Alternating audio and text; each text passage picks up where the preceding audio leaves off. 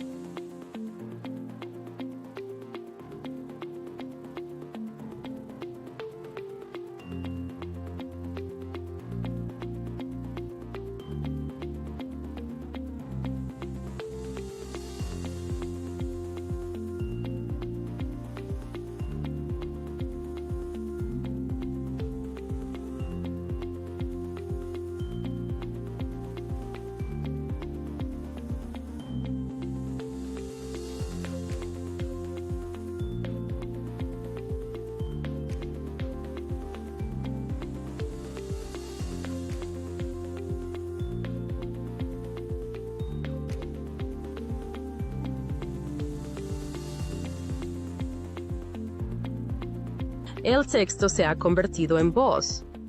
Acá está el skill de este tutorial. Gracias por verlo.